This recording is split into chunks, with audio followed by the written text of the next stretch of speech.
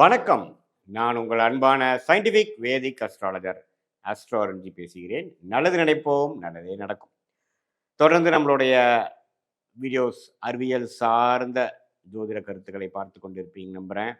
Scientific வேதிக் astrology முறை வந்து எப்படி செயல்படுகிறது, எப்படி நம்மளுடைய போன ஜென்மத்தில் செய்த பாவ புண்ணியங்களுக்கு ஏற்ப இந்த வாழ்க்கையில் தக்க பலாபலன்கள் நமக்கு வந்து தேடி வருகிறது, எப்படி வாழ்க்கை சம்பவங்கள் உருவெடுக்கிறது, சாதகமான சம்பவங்கள், சாதகமற்ற சம்பவங்களுக்கு எப்படி நம்மளுடைய போன ஜென்மத்தில் செய்த பாவ புண்ணியங்களுக்கு அந்த மாதிரி கிரகங்கள் எப்படி வந்து நம்மளை வழி நடத்துகிறது, கிரகத்தின் ஸ்தானபலம், திக்பலம், திருக்பலம் இருக்கக்கூடிய அமைப்புகள், கோச்சார அமைப்புல ராசிக்கு கோச்சார அமைப்புகள் பார்ப்பதும், தசாபுக்திகள் லக்னத்துக்கு அடிப்படையில் பார்த்தும் எப்படி நம்ம ஒரு ஒரு விஷயமும் வாழ்க்கையில் வந்து அடுத்தடுத்து நடக்க போகிறது, எது மாதிரி ஒரு தன்மையில், எது மாதிரி ஒரு திசையில் டைரக்ஷன் நம்ம வாழ்க்கை போக போகுதுங்கிறத துல்லியமாக நம்ம சயின்டிஃபிக் வேதிக் அஸ்ட்ராலஜி முறையில் பார்த்து கொண்டிருக்கிறோம். அந்த முறையில் இந்த வீடியோவில் பார்த்தீங்கன்னா தனுசு ராசிக்காரர்களுக்கு 2025 ஜூன் மாதம் எப்படி ஒரு மாதமாக, எப்படி ஒரு பலாபலன்கள் நிறைந்த ஒரு காலகட்டமாக இருக்க போகிறது பார்க்க போகிறோம். அதுக்கு முன்னாடி ஃபர்ஸ்ட் டைம் வரவங்க மறக்காமல் சப்ஸ்கிரைப் பண்ணுங்கள். ஸோ தட் தொடர்ந்து நம்மளோட வீடியோஸ்களை வந்து அடையும்.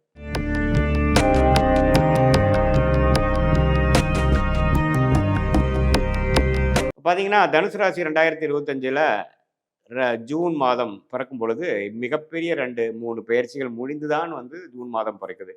மார்ச் 29ஆம் தேதி 2025 2-3 மாதங்கள் முன்னாடி பார்த்தீங்கன்னா சனி பயிற்சி நடந்து 3ஆம் இடத்து சனி 4ஆம் இடத்துக்கு போய்விட்டது. அதே சமயத்தில் குரு பயிற்சி 6ஆம் இடத்துல கடந்த ஒரு வருடமாக விரயங்களும் அதிக அலைச்சல்களும் கையில் வந்ததெல்லாம் நிற்காமல் செலவுகளாக போய் கொண்டிருந்த ஒரு அன்ஸ்டேபிளான ஒரு டிரான்சிஷனரியான ஒரு டைமான 6ஆம் இடத்து குரு 7ஆம் இடத்துக்கு மே 14ஆம் தேதி ஜஸ்ட் ஒரு 2 வாரத்துக்கு முன்னாடியே இடம் பெயர்ந்து அருமையான ஒரு பார்வையான 11ஆம் இடம் ராசி 3ஆம் இடத்தை பார்த்து நல்ல பலாபலன்களை கொடுக்கக்கூடிய அமைப்பு, இன்னும் அடுத்த கட்ட ஒரு முன்னேற்றத்தை நோக்கக்கூடிய ஒரு அமைப்பை தனுசு ராசிக்காரர்களுக்கு கொடுக்குதுங்க. அதே சமயத்தில் ராகு கேதும் பார்த்தீங்கன்னா 4ஆம் இடத்துல இருந்து இடம், வீடு பிரச்சனைகள், தாயார் அதுலெல்லாம் கொஞ்சம் பிரச்சனைகள் கொடுத்துட்டு இருந்த ராகு 3ஆம் இடத்துக்கு மாறி தொழிலில் வந்து ஒரு மாதிரியான சுணக்கமான ஒரு அமைப்பும் குரோத் இல்லாத டைமையும் கொடுத்துட்டு இருந்த கேது 9ஆம் இடத்துக்கு மாறி நல்ல ஒரு அமைப்பு, கோச்சார அமைப்பில் ஆண்டு கிரகமாகிய சனி, ராகு, கேது, குரு வந்து தனுசு ராசிக்கு ஜூன் மாதம் ஸ்டார்டிங்லேருந்தே கிடைக்குது. அதே சமயத்தில் மாத கிரகம், மாத பயிற்சி கிரகம் ஆகிய புதன் பார்த்தீங்கன்னா மாதம் ஒரு முதல் 6 நாள் வந்து 6ஆம் இடத்துல இருந்து ரிஷபத்திலிருந்து அதுக்கப்புறம் 7ஆம் இடத்துல ஆட்சி பலம் பெற்று குருவோட சேர்கிறார். சூரியனும் பார்த்தீங்கன்னா மாதத்தின் நடுப்பகுதியில் 7ஆம் இடத்துக்கு வந்து குரு புதனோட சேர்வது அருமை. ஸோ செகண்ட் ஆஃப் பார்த்தீங்கன்னா அருமையான ஒரு அமைப்பு. ஏன்னா 7ஆம் இடம் வலுப்பெறுகிறது, புதன் அருமையான ஒரு ஆட்சி பலம் பெறுகிறது, குருவோட சேருகிறார், சூரியன் சேருகிறார். அந்த சூரியன், குரு, புதன் பார்த்தீங்கன்னா முட்கூட்டு கிரகங்கள் ஒரு அருமையான யோகத்தை கொடுக்கக்கூடிய அமைப்புகள் இருக்குது தனுசு ராசிக்காரர்களுக்கு. ஸோ மாதத்தின் செகண்ட் ஆஃப் வந்து படிக்கிறவங்க, வெளிநாடு போகணும்னு நினைக்கிறவங்க, காம்படிட்டிவ் எக்ஸாம்ஸ் படிக்கிறவங்க, எக்ஸாம்ஸ் எழுதுகிறவங்க, அவங்களுக்கெல்லாம் அருமையான பலன்களை கொடுக்கக்கூடிய ஒரு மாதமாக ஜூன் மாதம், குறிப்பாக சொல்லணும்னா செகண்ட் ஆஃப் வந்து தனுசு ராசிக்காரர்களுக்கு வருகிறது. நல்ல ஒரு கான்ஃபிடென்ட்டான ஒரு அமைப்பு, ஃபைனலாக வந்து ஒரு லக்கில் நமக்கு சில விஷயங்கள் கிடைக்கக்கூடிய அமைப்பு, கிளாரிட்டி கொடுக்கக்கூடிய அமைப்பு, கல்யாண விஷயங்கள், பார்ட்னர்ஷிப் விஷயங்கள்ல டக்குன்னு ஒரு விஷயங்கள் நம்ம எதிர்பாராத வகையில் நல்லபடியாக முடியக்கூடிய அமைப்புகள், இதெல்லாம் அமைந்த ஒரு மாதமாக தனுசு ராசிக்காரருக்கு இருக்குது. அதே சமயத்தில் சுக்கிரனின் சஞ்சாரமும் பார்த்தீங்கன்னா ரிஷபத்தில் ஒரு அதிகமான இந்த மாதம் கடைசியில் வரார். அதுக்கு முன்னாடி மேஷத்திலிருந்து 5ஆம் இடத்துலேருந்து 11ஆம் இடத்துக்கு கனெக்ட் ஆகிறார். ஸோ லாபங்களுக்கு குறைவில்லை, அதிர்ஷ்டத்துக்கு குறைவில்லை, ஃபோக்கஸுக்கு குறைவில்லை. ஒரு அருமையான கடந்த ஒரு வருடமாக நீங்கள் சில விஷயங்களை சாதிக்க முடியாத விஷயங்கள்லாம் இப்போ டக்கு டக்குன்னு எல்லாமே கொஞ்சம் வேகமாக நடக்கக்கூடிய ஒரு உத்வேகம் நிறைந்த ஒரு மாதமாக கண்டிப்பாக தனுசு ராசிக்காரர்களுக்கு இருக்கிறது. அதே சமயத்தில் சூரியனும் பார்த்தீங்கன்னா மாதத்தின் செகண்ட் ஆஃப் வந்து 7ஆம் இடத்துக்கு வருவது அருமை, குருவோட சேர்வது அரச லாபம். அது 9ஆம் அதிபதி பாக்கியஸ்தானாதிபதியாகவே சூரியன் வந்து தனுசு ராசிக்கு நல்ல பலன்களை கொடுக்கிறார். ஸோ இந்த மாதம் சில விஷயங்கள் கடந்த 6 மாதமாக இல்லத்தரசிகளாக இருந்தாலும் சரி, வயது முதியோர்களாக இருந்தாலும் சரி, நடு வயதினர் இருந்தாலும் சரி, உத்தியோகத்தில் இருக்கிறவங்களா இருந்தாலும் சரி, தொழிலதிபர்களா இருந்தாலும் சரி, ஒரு நல்ல முன்னேற்றத்தை குடுக்கக்கூடிய ஒரு அமைப்பு வந்து கட்டாயம் நல்ல மாறுதலை குடுக்கக்கூடிய அமைப்புக்கு வந்து குடுக்குதுங்க. எதுன்னு கேட்டீங்கன்னா, தனுசு ராசிக்கு இந்த ஜூன் மாதம் அருமையான ஒரு மாதமாக இருக்கிறது.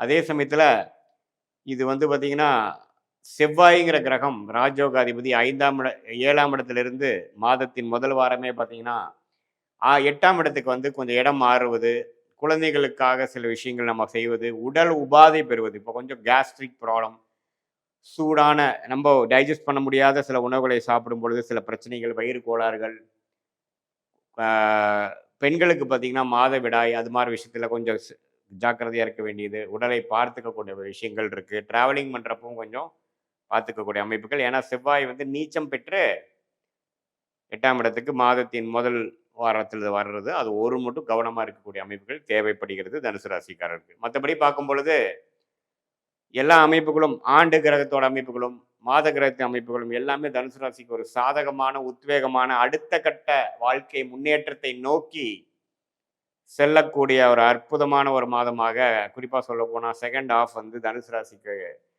காமிக்குதுங்க. இது வந்து பொதுவான ஒரு பலனே தவிர, உங்களுடைய ஜென்ம ஜாதகத்தில நீங்க எந்த லக்னத்தில பொறந்திருக்கீங்க? உங்க லக்னாதிபதி யாரு? அதோட ஸ்தான பலம் என்ன? என்ன தசை போய்க் கொண்டிருக்கிறது? இப்போ போயிட்டுருக்கிற புக்தி என்ன அந்த தசையில? சூக்ஷமம் என்ன? அந்தரம் என்ன? இதெல்லாம் பார்த்து நான் சொன்ன அந்த கோச்சார அமைப்பாகிய ஆண்டு கிரகத்தோட அமைப்பு, சனி பெயர்ச்சி, ராகு கேது பெயர்ச்சி, குரு பெயர்ச்சி, மாத கிரகத்தின் பெயர்ச்சி எல்லாத்தையும் ஒப்பிட்டு சேர்த்து பார்க்கும் பொழுது, அடுத்து வரக்கூடிய காலகட்டங்கள் ஜூன் மாதம் 2025லேருந்து அடுத்தது எப்படி வருது? ஜூன் மாதமே எப்படி ஒரு மாறுதலை குடுக்கப் போகிறது? இதுவரை நடந்ததுக்கும், அடுத்த போக்குக்கும் என்ன ஒரு டிரான்சிஷனரி என்ன ஒரு சேஞ்ச் கிடைக்கப் போகுது? அந்த சேஞ்ச் எந்த நேரத்தில வரப்போகுது? எவ்வளோ பாசிட்டிவா இருக்கப் போகுது? அது மாரி விஷயங்கள்லாம் கண்கூடாக நம்ம பார்த்து, இன்னுமே நம்மளுடைய short term, long term benefits, results, direction இதெல்லாம் எப்படி இருக்கப் போகிறது? உங்களுக்கு இருக்கக்கூடிய கேள்விகளுக்கு வந்து தக்க பதில்களை நம்ம வந்து துல்லியமான சயின்டிஃபிக் வேதிக் அஸ்ட்ராலஜி முறையில கோச்சார் அமைப்பும், தசாபுக்திகளும் மிக்ஸ் பண்ணி நம்ம பார்க்க முடியும்.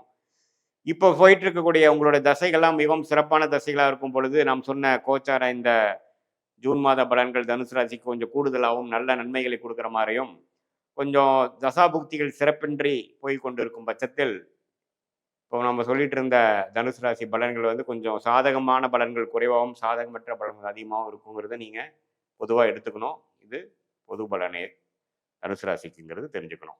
மீண்டும் மற்றொரு காணொளியில் சந்திப்போம். நன்றி, வணக்கம்.